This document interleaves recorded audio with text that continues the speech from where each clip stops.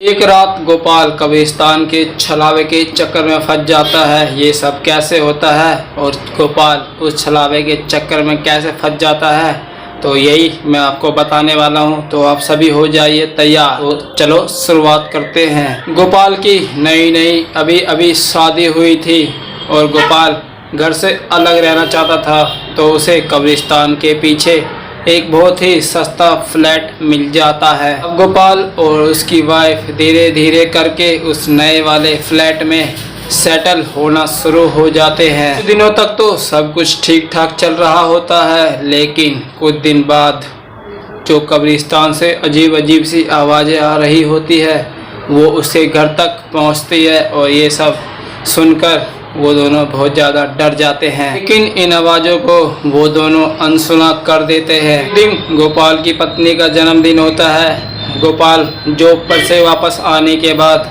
वो अपनी पत्नी के लिए बर्थडे केक लेने के लिए दुकान जाने के लिए घर से निकलता है। गोपाल मोटरसाइकिल पर बैठता है और केक की दुकान की ओर धीरे धीरे बढ़ने लगता है। वो केक लेकर घर की ओर वापस लौट रहा होता है। जैसे ही वो कब्रिस्तान के रास्ते पहुंचता है, उसकी बाइक अचानक से बंद पड़ जाती है। जगह का माहौल बहुत ही सुनसान और डरावना था।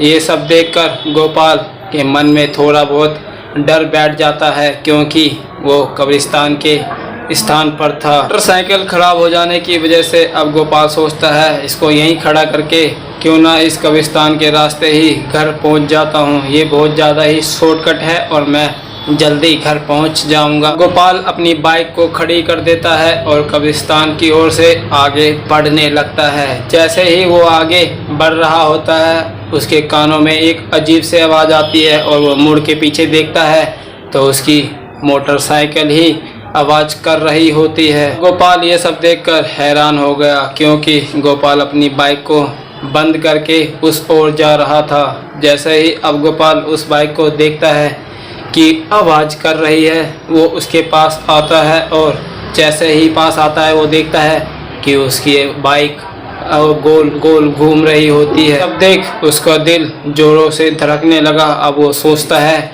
कि अब यहाँ से भाग जाना ही बहुत ज़्यादा अच्छा होगा। लेकिन वो वहाँ से भागने की कोशिश तो करता है, लेकिन भाग नहीं पाता है। उसे ये महसूस होता है कि एक अद्भुत वातावरण ने उसे जकड़ लिया है और उसे वहाँ से जाने नहीं दे रहा है। अब वो पीछे मुड़ के देखता है तो वो देखता है कि एक विचित्र आदमी उसके सामने खड़ा है। अब ये सब देखकर वो गोपाल बहुत ज़्यादा ही डर जाता है। आदमी का चेहरा बहुत ज़्यादा भयानक था। गोपाल जैसे ही उसकी आंखों में देखता है, वो आदमी गोपाल को अपने बस में कर लेता है और उस व्यक्ति ने अपने मुंह हिलाए और गोपाल के कानों में एक आवाज़ गई। गोपाल को सुनाई देता है कि मैं तो यहाँ आ चुका हूँ, लेकिन मेरी आत्मा अब भी वहीं पर बसी हुई है। गोपाल को इससे ये पता चल जाता है कि ये कोई विचित्र व्यक्ति नहीं, बल्कि कोई बुरी आत्मा है जो मुझसे मदद की गुहार लगा रही है। वो आत्मा गोपाल को बोलती है, मेरी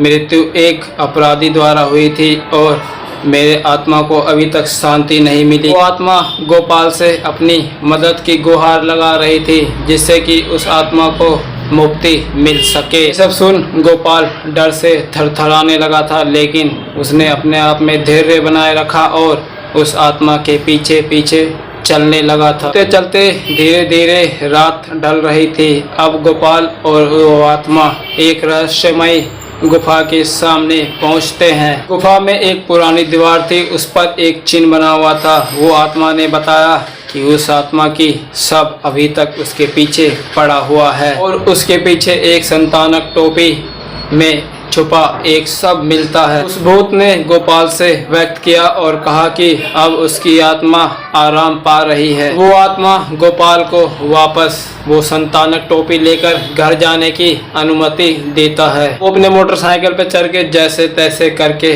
घर की ओर जा रहा होता है। कुछ समय बाद गोपाल देखता है कि बाजार में उस टोपी का एक दुपट्टा बिक रहा होता है। गोपाल उस दुपट्टा को खरीदने के लिए बाजार की ओर भागता है। जैसे ही वो दुपट्टे की दुकान के पास पहुंचता है तो वो देखता है कि वो दुकान बंद हो चुका है। अब गोपाल जैसे तैसे करके उस दुकान के मालिक को बोलता है कि तुम ये दुकान खोलो, मुझे एक चीज़ खरीदनी है। और वो दुकान खोल देता है तो वो देखता है कि वो दुपट्टे तो उसी दुकान में है ही नहीं। तो वो दुकानदार बताता है कि वो दुपट्टा कोई व्यक्ति खरीद कर ले जा चुका है। सब सुन गोपाल हैरान हो गया, क्योंकि गोपाल जानता था उस टोपी का असली मालिक अब भी कब्रिस्तान में ही है। तो दोस्तों इस कहानी में इतना ही। ये कहानी आपको कैसा लगा आप कमेंट में बता सकते हैं। और वीडियो को लाइक नहीं करा तो कर देना, चैनल को सब्सक्राइब नहीं करा तो कर देना। तो मिलते हैं किसी अगली भूतिया कहानी में। तो जब तक के लिए बाय।